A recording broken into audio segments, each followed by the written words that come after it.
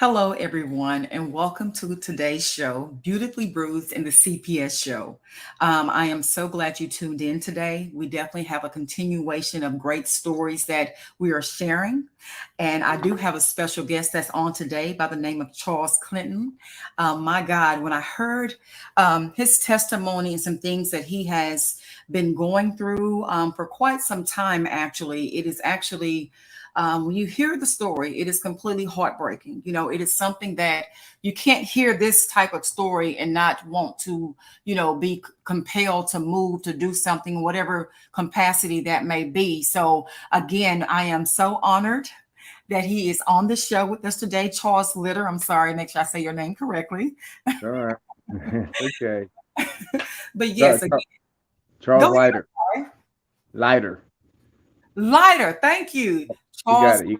Thank you Yes. so much. I definitely want Yes. to make sure I get that correct. But yes, Thank Mr. Lighter, he is here. And again, his story is so you. compelling. He is a father that loves his children. I do. Oh my Yeah. God. You can just, from talking to him and just hearing his story, it really touched me in a special place. It shows that there are some good dads out here that genuinely, truly love their children and they will Mm. fight for their kids until they're home. So without any further ado, the story that the video that is going to be shared right after this me speaking, it does deal with domestic violence. So I want you to be prepared to know, again, I am a survivor, overcomer of domestic violence. I was in a relationship for over 10 years. So again, this is personal for me. I am an advocate for domestic violence. I do believe that our voices need to be heard. A lot of people are not able to speak, but thank God we are willing and able to. So again, without anything else being shared, I would like to go ahead and go into the video.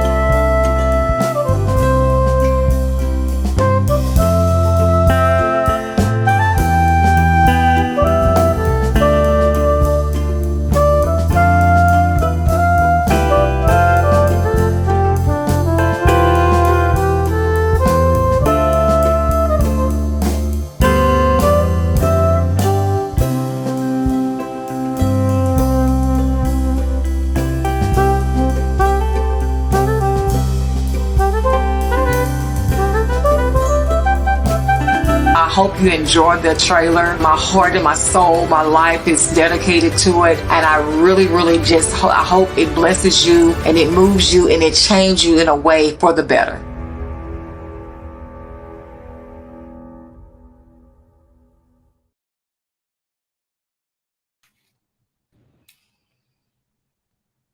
Again, I just like to share that this is personal for me. Any story that is dealing with CPS, I've also been a victim of CPS.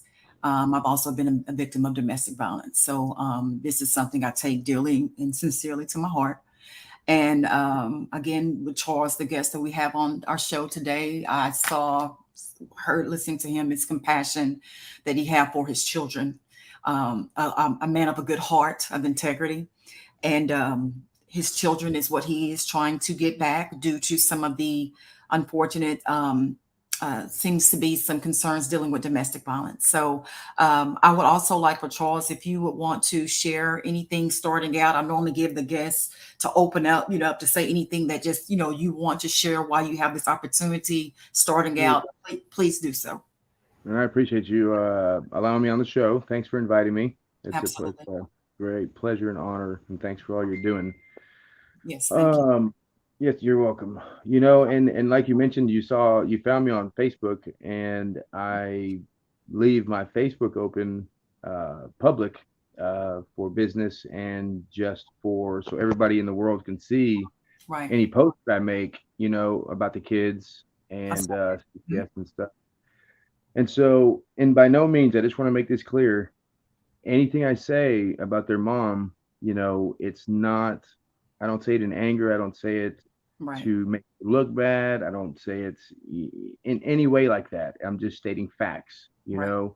I have no anger, no bitterness, no resentment, unforgiveness, nothing like that in my heart toward her. You know what I mean? It's I just do. stuff that's been going on while they're at her house, Right. and that our system, because it is our system, Mhm. but Mhm. not enough of us, we the people, have risen up and So true. vi- legally and non-violently. So I just want to make that clear too. There's a way to go about it. It is. Uh, but our system has enabled and empowered her to get away with these things for so long that she just thinks she's invincible and she can keep on doing it. Mhm. She gets a pat on the hand, and that's it. Well, anyways, when I first met her almost 16 years ago now, she already had 6 CPS cases with her oldest children. Okay, and I didn't know that until several months into the relationship. Well, she already had me hook, line, and sinker by then. She got pregnant with our oldest son real quick, Mhm. and and then we got married, and I was going to church, and I just wanted to let whenever I commit to something, especially marriage, I don't quit. I don't back down. And Right. I didn't marry you to just play games and to get divorced. I love you. I saw something in her, that she has in her still. Mhm. Um, and I just said, man, with me, with my fire, my passion, my energy, and then hers, we can turn this world upside down for Jesus. You know what I mean? Right. Kingdom Uh, couple. Yes. yeah, exactly, right. And well, then it just started the turmoil ever since. Kicking me out all the time, always having to have the lease and the bills in her name so she can tell me when to come and when to go, and then for 6 years I didn't have my own place, and she'd kick me out, and then a few hours later, a few days, a few weeks later, she'd get me to come back. It was either food, sex, or the kids. Mm. Are you hungry? You know, I'm horny, excuse What me. to do? Everybody does, yeah.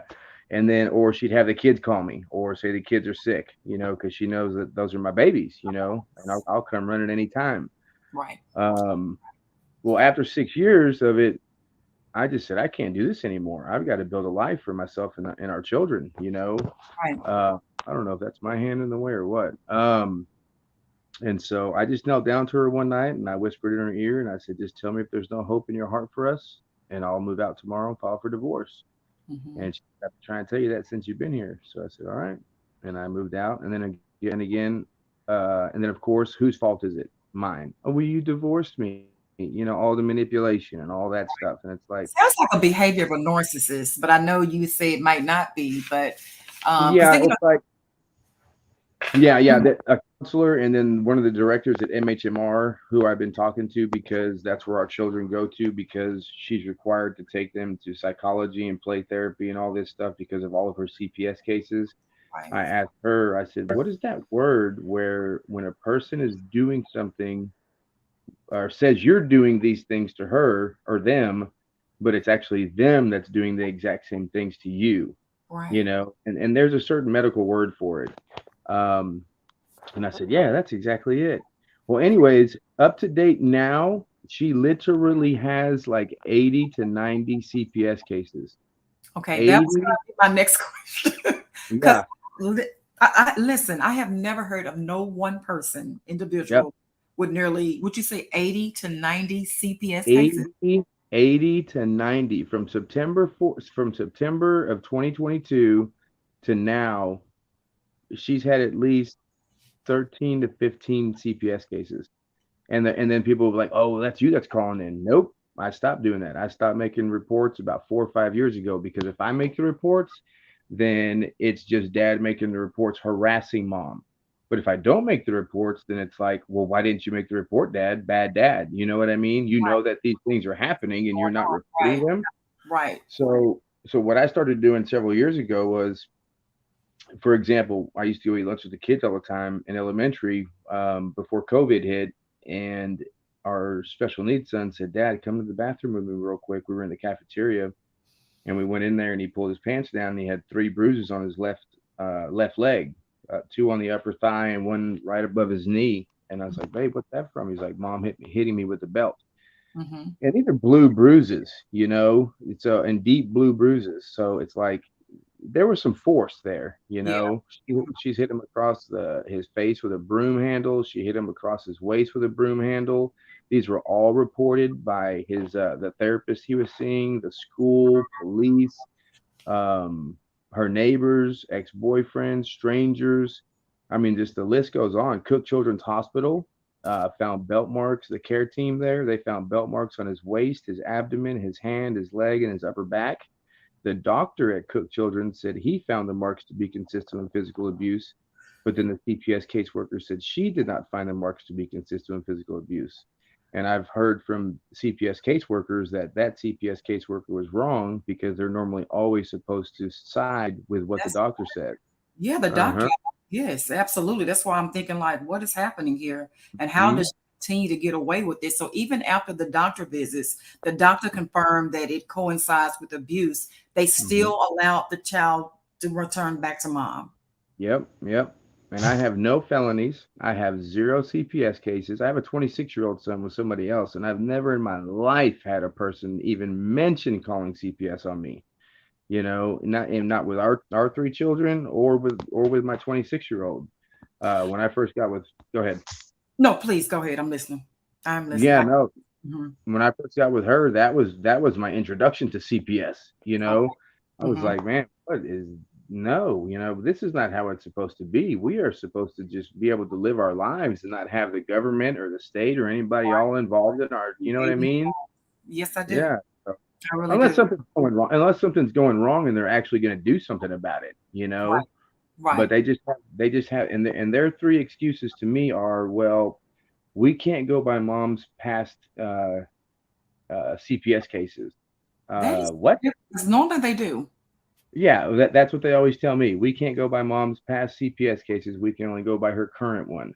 And I'm like, "That doesn't sound right." So I did That's ask him several weeks ago. I said, "Is there anywhere on paper that I can see that you yeah. can't go by her?" You know what I mean? No, of So I'm gonna course. get on after this interview. I'm gonna call them again. I'm gonna call the Office of Consumer Affairs. Now it's something else out in Austin, and ask them if there's something on paper that I can see that says that. I would The strongly recommend that. Yes, and also Yeah, I don't know. Go ahead. I'm listening. no, no, no. You go ahead. You don't know what. Well, I was just going to say with that, Charles, because normally, again, that's normally what they go by is the history. Uh, Mm-hmm. almost looking for some type of history from a previous encounter they can hold against you. And here's Right. someone that you say, again, has 80 to 90 or so previous cases, a Yeah. trough full of Yes. cases. And they're saying, oh, no, we're not going to look at those. We can't look at Yep. those. And even though Yep. there's current abuse now, even a doctor because normally, from my understanding, those are the normal where the cases, CPS cases, are created from a doctor's office, from a school, or somebody that has something against you, and they just trying to do something out of being malicious and out of spite. Right. those type of ways, or how the CPS cases are reported, and they had all that substantial evidence, and they're still like not looking at it, saying no, this didn't happen. So I, I um even oh my God. Okay. I I even emailed Jamie Masters. She was the what do you call it? The commissioner of DFPS last year Mm-hmm. or the year before. There's a new commissioner now. And I emailed her and I sent like 25 to 30 photos to, back up, of the bruises, the Right. disgusting living conditions at mom's house, just to show that, hey, I can back up everything I say. Yeah, You know, evidence. yeah, yeah. And they said, "Oh, well, we understand your concerns, blah blah blah." And this is from the office in Austin, from the commissioner. I don't know if it went to the commissioner, but hopefully it went to the assistant or somebody. You know what I Somebody. mean? Exactly. And Yes. I still have that. I still have those emails. And she didn't like my second email because I told her, I said, "Look, y'all are in a position, a very high position, of authority and leadership." I Mm-hmm. said, I presented all these photos. I told you what's been going on. And I said, you're going to be judged in this time and or in this life and or the next, you Yes, I know. agree. And they didn't respond to that one, but it's okay. Okay. Um, Let me but ask you. Okay, go ahead, Charles. I have it because okay, go no, ahead. go ahead. You go, please. Well, I just want to say, because I noticed previously in my, my matter that I had, when I did things on my own, to Hmm. me, it wasn't effective. Okay. No, not saying what you're presenting is not substantial, it's not true. You have concrete Sure. evidence of pictures, of doctors' reports, things of that nature that they normally go by, Uh-huh. but they're not responding. So I'm thinking, do you have a not a pro bono attorney, but do you have an attorney like Attorney Bent's, that's the platform, that the show that we're on today, someone that knows CPS laws, that's aggressive, that knows how to take on CPS? Have you ever had someone to represent you in that manner, to provide that information? My we I've hired three attorneys, okay, Okay. 4 years ago, and found out why so many attorneys have bad reputations because they just take your money and rip you off. I'm not saying all of them, okay, but Right. Right. I learned personally why so many of them have those reputations. Reputations. Uh-huh. Yeah, and they took my money, and then the first one said I need $12,000 more, knew I didn't have it, then withdrew from counsel. Mm. Second one took my money. I was 1750 away from paying her off. A month later, she emails me and says, "I finally had enough time to look over your caseload, and I can't do this without an additional $20,000. So I'm withdrawing from Yeah. counsel." The third one I hired, so that was with a final trial date already set. Oh So wow. I'm like, yeah, I'm like crushed. I'm like, what do I do now? So I just went in, and our judge was new at the time, and he's a great judge. Mm-hmm. Uh, he's a person, so he's not perfect, but he's a great judge, Okay. and he has a good reputation as far as, like, I have had a couple of attorneys tell me that he doesn't prejudge. He Okay. looks I'm at he watch biased. Yeah. yeah, he watches body language, he listens to your tone and how you're talking to your ex-spouse or whoever, you know what I Mhm. mean? Okay. And then he looks at the evidence, and then he makes his judgment, you know. Mhm. Mhm. Um well, he was 7 months new at the time of our last trial. Okay. And so I don't know if it was just I'm the boss here now, you know what I mean? Mhm. Or what it was. But mom had North Texas Legal, never mind. Mom had an attorney. That attorney, it was her last case. And so she was retiring after that. And mom's attorney subpoenaed mom's own CPS cases. So that in itself should say something. You got your own CPS caseworkers here, and they lied on the stand. Okay, so that I never cooperated with them, so that the children were afraid of me. Well, number one, I don't have to cooperate with you because I don't have any CPS cases. You know what I mean? Never Number heard nothing two, like this in my life. I My did God. cooperate. I said, I know I don't have to do this, but just to show you that I'm willing, I will go to these co-parenting classes or whatever, Hmm. and I did. But I said, it's just a joke to their mom. I said, she just knows, that y'all are going to make her do these classes and give her a little pat on the hand and she'll be done. I said, but just to show you that I'm willing, I'll do it.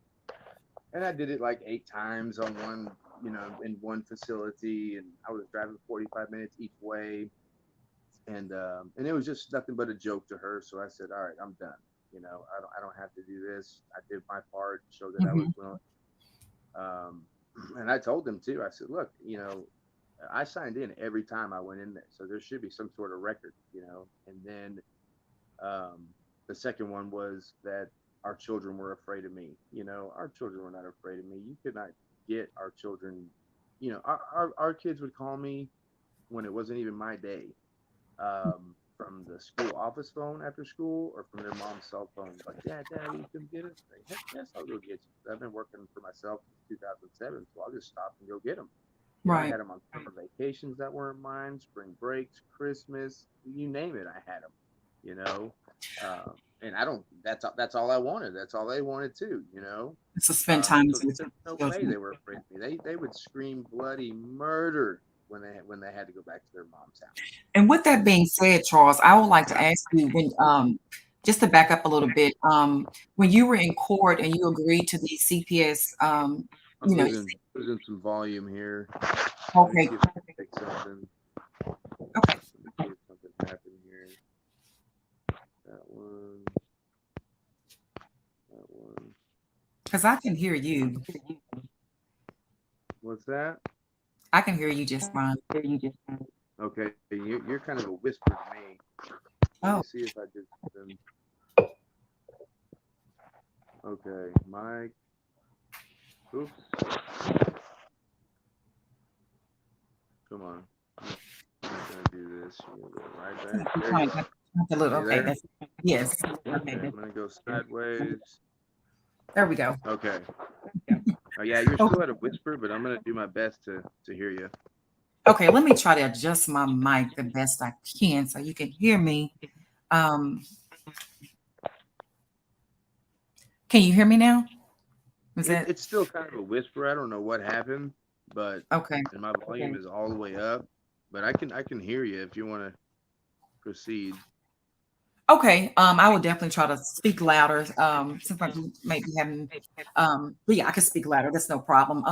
I just want to ask you on what you just said when you agreed to some of the I guess the CPS um, caseworker was saying that she wanted you to attend some classes. Did you have any representation at that time by any chance, or you just was just trying to agree to go along to make make peace of Yeah, everything? I just agreed to go along just to show them that I was willing. I hadn't started the court process yet, so this was like more. This was maybe 6 to 8 years ago. Okay. I just started the family court system about 4 years ago. Oh, okay. Okay. Okay. I think that that makes a difference too, because it just seemed like to me when they don't, when they know, when CPS knows you don't have legal counsel, like a aggressive attorney that actually knows the CPS laws, that they kind of use that to manipulate you. Yeah, Um, you know what I'm saying? It just, and like you say, before you look up, you're in one hearing, and if you don't have representation, you're getting further and further down this tunnel or black hole, and that's why I strongly recommend by me also, at one point in time, I didn't have representation. I think I ended up doing more harm than good with that. So it right, just seemed like, once I took on that credible legal representation, and like you say, it is a fee, but some attorneys allow you to pay it out on payment plans or whatever the case, they may allow. But it was so worth it once I had that attorney, someone like Attorney Vince, that knew the laws. I mean, because all attorneys don't know the CPS laws. Like, right. it's it's all over the place. So they have to know the laws and be aggressive. So my story began to take a change for a 360. And Yeah. and I again thank by the grace and mercy of God that the judge ordered them to return my child. So but I shared that because I know that's what was beneficial in my story. And it made a Okay. huge difference. Yeah, So in my case, mhm. there has never really been any CPS involved in our court cases. Oh, okay. It's just been me and her, her word against mine. Right. When that last attorney did that to me, I had Mhm. no idea how to submit my evidence, the medical records, police reports, all the pictures, Right. and so that is what caused me to lose the case. But Our 12-year-old was coming to me the last 2 years with bruises all over his body, dark, deep, black, blue, purple, brown bruises. And I noticed them June 5th of 2021. We have a neighbor who lets us use his pool, Mm-hmm. and our daughter and our son were in here, and they got changed. And he walked past me, and I looked on his shoulder, and I said, "Adrian," or I said, "Son, what's that?"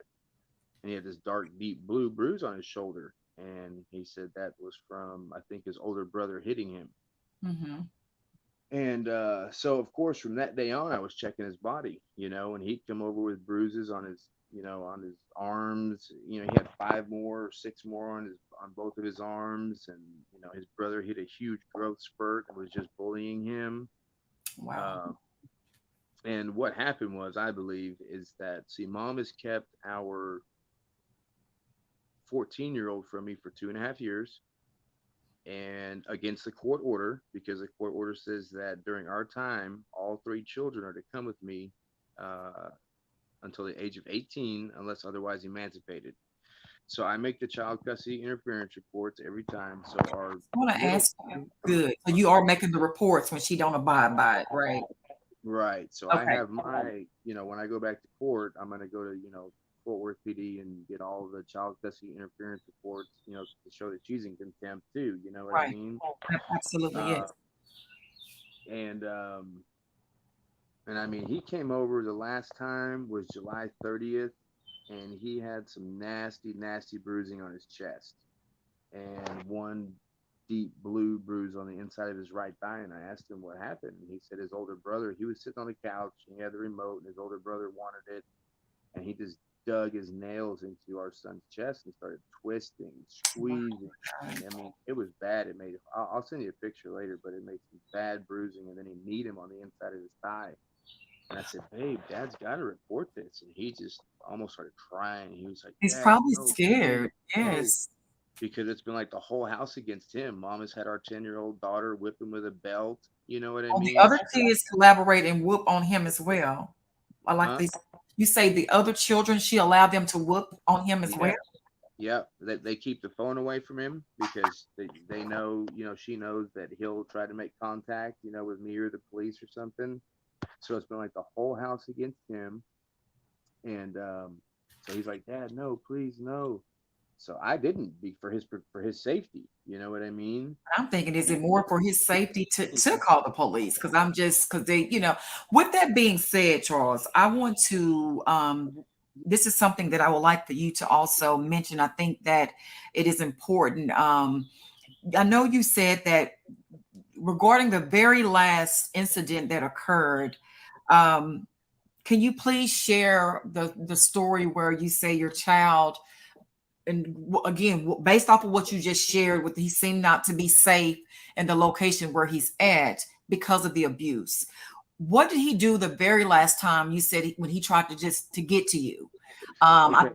Yeah.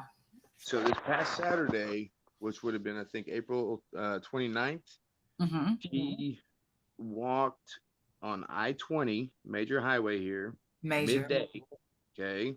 Um, all the way on the highway Busy from his highway mom's all house. day long too. I want to say that as well. From Yes. his mom's house to me, he walked about 8 or 9 miles on the highway, and then a lady stopped and picked him up and drove him the last 3 miles. And when he got here, he had two bruises underneath his lip. He said mom popped him in the face a few times, and he had scratches on his arms, bruises, cuts and scratches on his back, and bruises on both thighs on the inside. Said that mom has been making him stay up for over 24 hours at a time, For and what just reason? forcing him to stay awake. And I called the deputy, the sheriff's department locally. They came out, saw all the stuff on his body, and said, "I'm gonna let him stay here with you." Thank And then God. he radioed into his station and said, "Son is staying with dad. Child looks deconditioned." And then he got in his unit and came back out maybe 15 minutes later and said, "Well, I'm sorry. Sergeant said that." he can't stay with you because it's technically not your time. And I'm Really? like, you kidding me? You know, The and child what I is should, shown to be in danger? yes, exactly. And that's what the last deputy said in September when I called them out here about, I was telling you about that bruising. Well, I Yes. dealt with it all August, like mentally. I'm like, man, I've got to report this. I've got to report this. And then finally on August 27th and 29th, it was the last August of 2022, last Monday in August of 2022. And I told, I mean, she's threatened to chop his head off. She's threatened to cut his tongue out. She's threatened to chop his hand, his fingers off. Yeah, Okay. really, really just sick Okay. stuff. Yeah, this is And, psychotic at this point. This is, seems to be a mental illness yes, mixed. yeah. And so, yeah, I'll tell you, I think I told you the other day, but so I called that Monday night, asked to speak to a sergeant, called me back real quick. I told him, he said, man, anyone ever threatened to chop my daughter's head off, I'd be on a plane back to England with her right now. He said, I'll tell you what, call me when you get your boy. I'll send my guys out.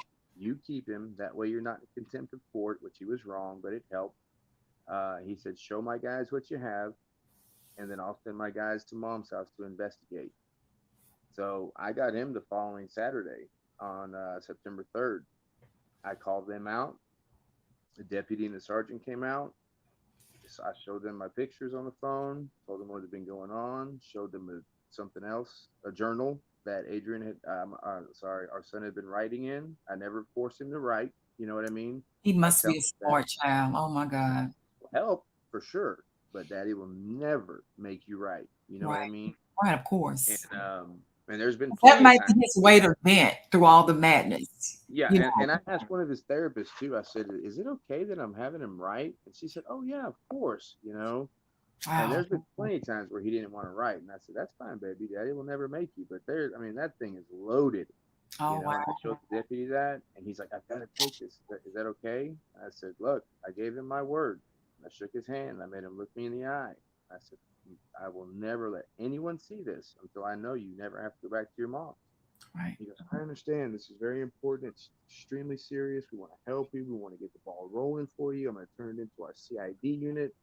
They're probably going to call you and have you come down and hook up your phone to their computer, transfer the photos. Mm-hmm. And I'm like, all right, thank God, you know. Right. And so, Something is being done, hopefully and prayerfully. yeah. And so I asked him, I said, I'm supposed to return him around 6 o'clock, or around 8 o'clock tonight. And she dropped him off 2 hours late. So we have an understanding of however long however late she drops him off, that's how much longer I keep him.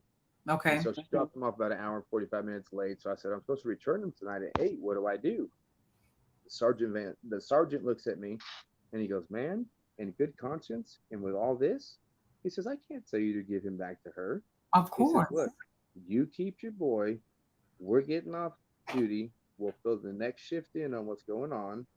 If mom comes over here later trying to get him, call us. We'll come have her removed.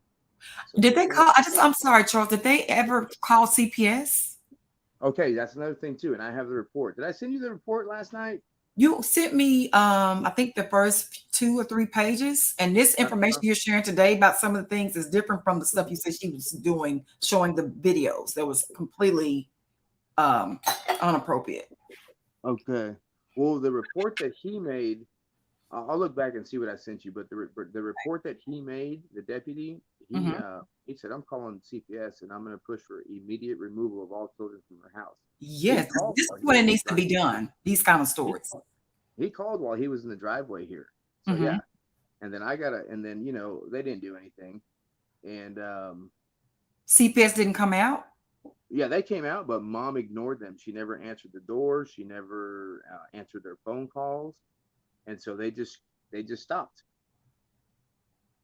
Yeah, it even got transferred from CPS to FBSS, like Family Based Safety Services. I've never It got heard of that. What is that? If you don't mind sharing what that means. FBSS. Hmm. Okay, so FBSS. So you have CPS, who, and I'm just learning this. I'm no scholar on it, but No, that's uh, fine. CPS is who it first goes to, like a CPS caseworker. Right. And then I guess it just got escalated to a different department, which is called FBSS, which is Family Based Safety Services. Huh. So it's a higher level than just a regular Regular CPS case. CPS, right. And when it got transferred to her, I cooperated with her, let her come over here to the house, see, to see our son, and anytime she wanted to. And then, but she said So that did they mom never place the had. child with you and they made her just come to your location to visit the child while it was under investigation? Well, the deputies, I had four sergeants and one deputy, four or five sergeants and one deputy um, from that sheriff's department tell me to never return him to mom. Right. And so I just kept him, You you should. know. Yeah, and it was against the court order, and judges do not like that, you But know. again, if the child is placed in harm's way and you have credible evidence, you said you had four deputies or sheriffs there that has They seem reports. they seem not to care. They say we don't care. This is the order that we made, and you're violating our order. Which I mean, it does make sense. And if you have the money to go get an attorney, you know what I mean? Then that's a different story. I mean, I've exhausted like so many different like free legal places. She got legal aid, so it's a conflict of interest. Um, Texas A&M has a family law clinic or a law clinic, and they take family cases. Mhm. And but in order for them to represent you, the children have to be placed in your care. Oh, really? I never knew that. Yeah, they said it's in their grant. That's the way it's set up in their grant. That the You child know, has to be in your custody, living with you in your home, your and location. it makes sense and it doesn't. It's like, well, if they're in my care, why do I need you? But Correct. I may need them to modify an order or something. You know what I mean? For change in order. That But modification of an order or something like that. Again, I must admit that maybe it's just me, but I'm still so confused. If you didn't have substantial evidence of these your children that's being harmed with bruises, this baby has a journal that is verbally letting you know in so many words that he's not safe. Um, the doctors have even shared that the same information that this is obviously abuse that's taking place.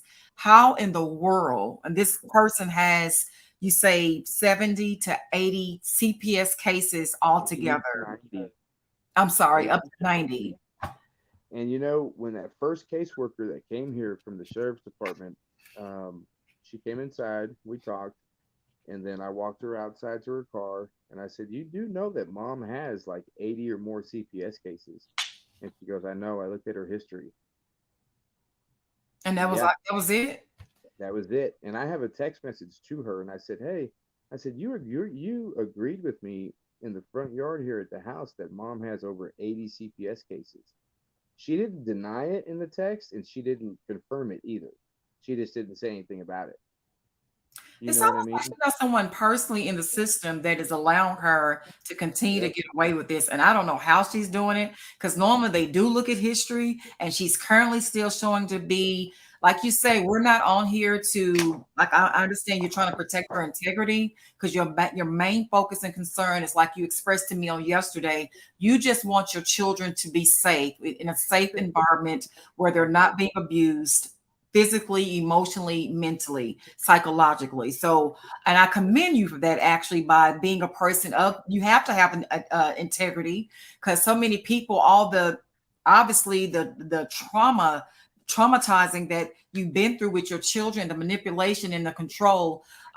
It does to me seem like someone of a narcissist because I know they're big about manipulation. They're big about control, getting what they want. And honestly, they'll make you seem like they're the victim when really they are the initiator of the terror.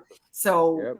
They're um, they're the ones who are doing it all. They're not the victim. absolutely, absolutely, and Because they're normally very smart people. I've noticed too. They know who to talk to, how to finesse, how to play the game. You know, yes, they got all the cards covered, like you yep, say. And she, at this point in time, and she had previously 90 CPS cases for only eight, one person. yep, 80 to 90. Yep. Okay, from 80 to 90 cases, she And now, obviously know how this game is played.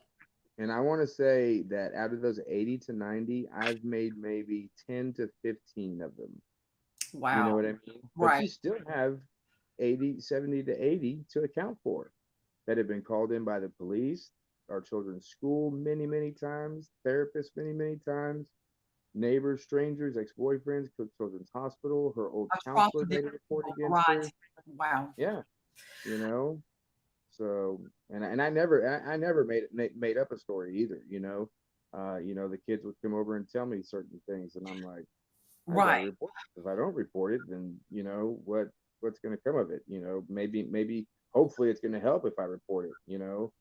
But I see But why you say a lot of times that you don't do any reports because it obviously, if she continues to keep the kids, no matter if she's beating them or abusing them or whatever she's doing, she continued to keep the kids. So as I take it, that's the reason why after you used to report the abuse and you see that nothing was being done about it, so you stopped. Is that the reason why? Or you think she might stopped. retaliate Only against the kids? I stopped making the reports myself, Mm-hmm. and whenever something was going on, like bruises or whatever, Mm-hmm. then I would call the school nurse, or I would talk to whichever therapist they were seeing, Mm-hmm. because as part of their quote, as part of CPS's quote services, mom is required to take our children to psychology and play therapy and all this stuff. Right. So, I stopped making the reports, but I didn't stop telling. I handed it over to the professionals Right. and let the professionals deal with it, Mm, make the reports because they're right. required by law, you Right, of know? course. Mhm. Yeah. So, yeah, no, I never let one thing go without, not making a report. I didn't do it personally, but I let the professionals do it. You let them handle it. And with that being said, have it ever been a time where she's been on her services, or I think it's one that's called What you say? safety plans or something like that? They have Oh, of course. But she breaks those things the first day, well, with that being you said, I know? thought that if the parent was not upholding the safety plans or the whatever plans that this caseworker has in place, that will basically the parent will lose those rights. They will So, lose their rights with their children being at home if the rights were not being honored or right. broken. So I have no way to prove it, right? And so mom has put so much fear, tried to put so much fear into our children to not say anything. So they have no way to prove that she's broken the safety plan because our children know. I mean, they've been dealing with CPS for years. They've seen CPS come But dozens you of times. did call in And to so, say and something they about used to make these that. Hmm. outcries, but Hmm. they see that CPS has never done anything. And then whenever CPS leaves, who are they stuck at home with? They're stuck at home with mom to get pulled, dragged across the house by their ears and their hair and yelled at and threatened. So they just learned after a period of time to keep their mouths shut because nobody's protecting me. You know what I mean? So the I've told children, you I guys understand, before, right? he didn't do anything. He left me here with her, and I'm tired of getting hurt. Wow. So they don't say anything anymore. But don't the caseworkers come out and interview with the children to speak with Right. them? That's what I'm saying. Our children have made outcries to them before, Uh-huh. and then whenever the caseworkers tell mom, hey, your children are telling us these things, um, then mom says, oh, they're lying, and then the CPS caseworker leaves, and then mom will pull them by their ear. Like I've got a picture of her pulling our daughter by the ear, and the outside of her ear is real bruised, and on the back side there's two nail scabs from nails. I mean, yeah, you know what I mean. So the children are tired of being hurt, after they make certain outcries, Right. because you know what I mean, because now they're left with mom, and mom knows that they said something, and so then she does whatever she does to hurt them, and then put fear into them. So our children are just in survival mode. So Mm, if the my CPS God. caseworker talks to them one on one, they say, no, everything's okay, everything's okay, you know. And I've even had CPS caseworkers tell me and one of my best friends several times that they can tell that mom is coaching them, our On children, what into to what to say. say or Right. not to say. Right. you know. That's what it sounds like. So I mean, our babies are just they're just protecting themselves by not saying anything anymore. With that being said, well, what you just said, this is such an interesting case to me. Because it seemed like it's just so many reasons and so much substantial evidence to show that these children are being abused. And for some Hmm. reason, they have to have a silent cry and no one is listening. And Right. I watch so many stories of kids that have tried to reach out and people that know that these children are being abused, that unfortunately, by the time something is done, unfortunately, sometimes it's too late. Yeah. Yeah. And we're not going to wait that long. So, CPS hasn't liked me because when they don't do anything about the cases, I call all my state reps, senators, governor's office, and then they call CPS saying, "Hey, Dad's calling. What's going on?" But that shouldn't matter. Do your it job. shouldn't You matter. know Yeah, what I this is mean? not. This is like we're talking about lives, hearts, and souls. To me, like I say, Yes. CPS is supposed to be there. From my understanding, is to protect the children, Yep. to make Yep. sure they're safe. And I'm Child trying to understand. Child Protective Services. Child protective case, absolutely. And if that is true, why do you know these children are not being saved and you have evidence to show they're being abused, but yet and still they remain in this unsafe home? That's Hmm. my number one question. And with that Yeah. being said, what do you think that needs to be done? What needs to happen for your kid's life to feel normal, I just need to get back in court. Our protected? judge told me. Our judge told me back in September, whenever the sheriff's department told me to keep him, Hmm. we had to go to court on September. I had him for 27 days, so I think it was like September 30th. Um, Here's another thing too. September 30th, we had to go back to court. It was a Friday, and Hmm. I told our judge what happened, and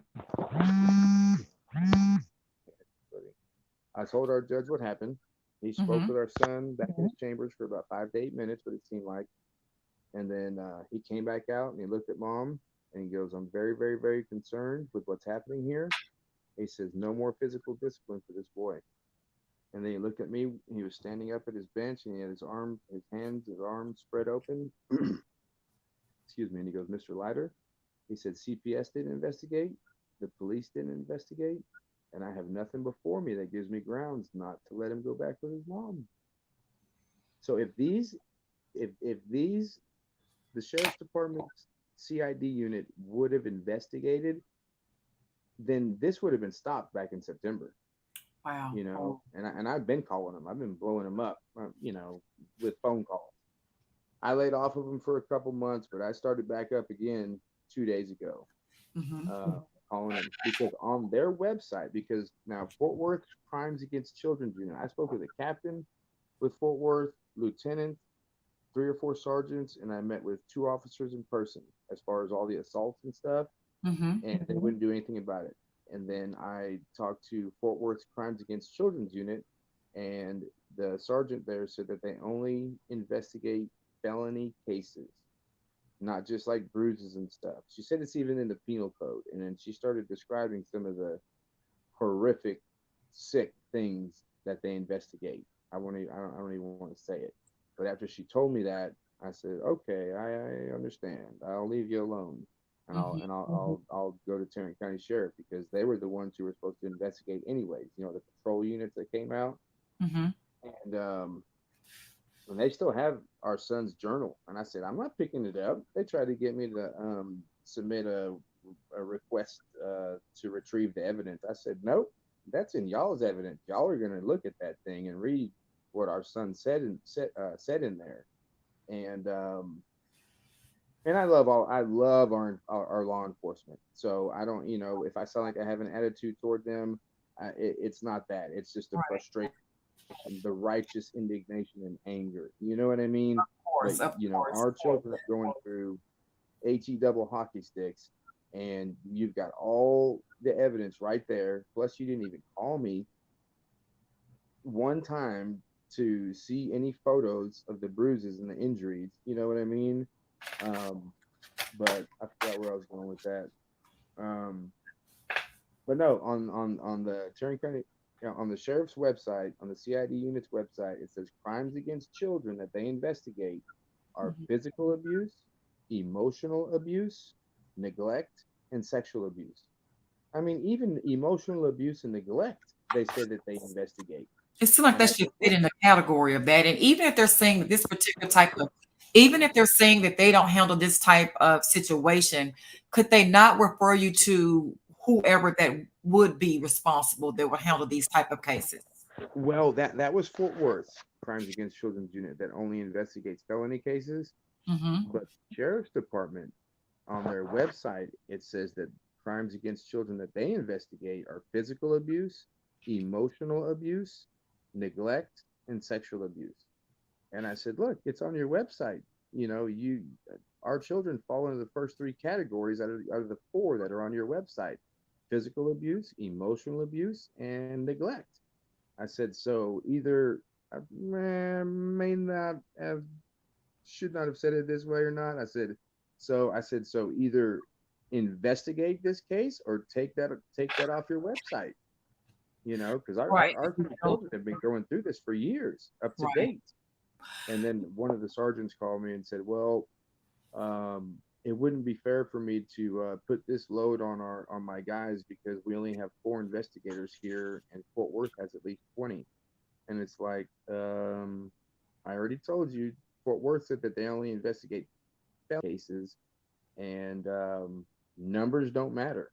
Hire another detective, put hours wherever you have to put it on the totem pole. Let's Hmm. just get this thing investigated. I told him too. I said, look, I'm not Absolutely. trying to get mom in trouble. I'm not trying to put her in jail. I said, that's up to y'all.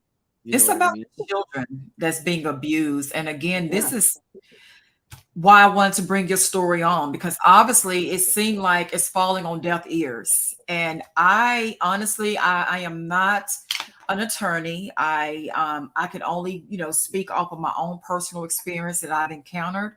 I just want to say to you that we're getting close to wrapping up the show, but like I said, from what you've shared with me and what the viewers and the listening audience is hearing from your story, is that obviously you need some help with getting Yes. these children into safety. And with that being said, I would strongly urge you to reach out to Attorney Vince. Um, I will stay in, communication with you, or I can provide you the telephone number, which is also listed here on the bottom of the screen. I know that I know he do believe allow consultations. So, because you need an attorney that Yeah. will fight for you, Yeah. that knows CPS laws, and that is aggressive, and that has you and your children best interests in heart. And this is really going to be pretty easy because whenever I don't know how much time we have, but I'll make it quick. But Okay. whenever he talked to our son in his chambers, he made me wait until mom left, and the judge, and it was me, the judge, and two bailiffs. And he looked at me and he goes, "Get an attorney, come back, and that boy's yours." That's it. And the reason he told me to get an attorney was because he knew I didn't know what I was doing, and he wanted everything filed perfectly, said Right. perfectly, so he can be done.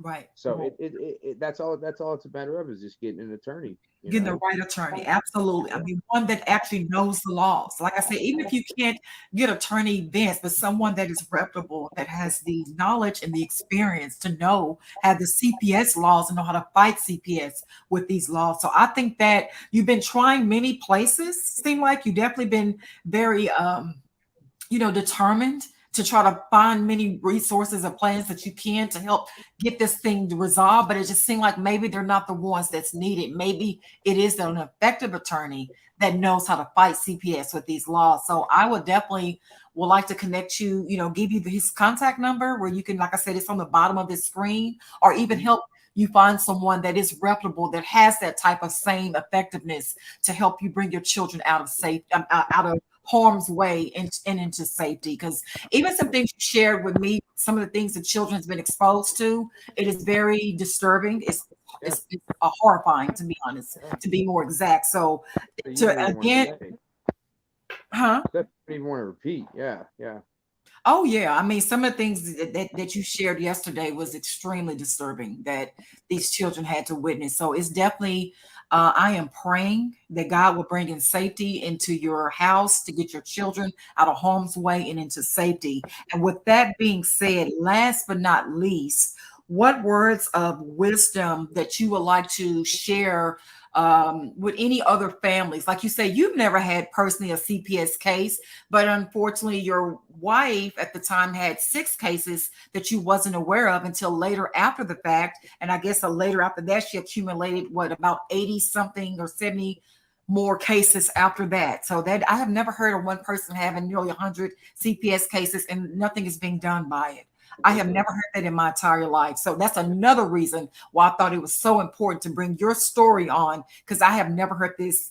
I'm sure a lot of people agree with me. This is the first of knowing somebody that has these many cases and nobody's doing anything about it. And they're allowing the kids to stay in that environment to be harmed. So, with that being said, can you give Charles any type of encouragement for someone to not, fall into this trap of, I think maybe you want to get to know who you're with. I know that's important, but, sometimes you don't know nothing until after the fact.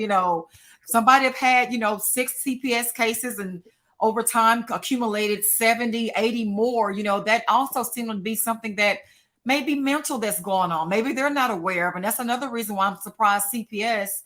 Oh, yeah. That's normally what I thought the services was for, to help you get in resources and classes to help you, whatever needs you may have, mental or emotional, or whatever you need to help you be better for the children and yourself. So, but yes, with that being said, please, if there's any advice you like to share, I Okay. have about No, a minute yeah. or two, about a minute or two.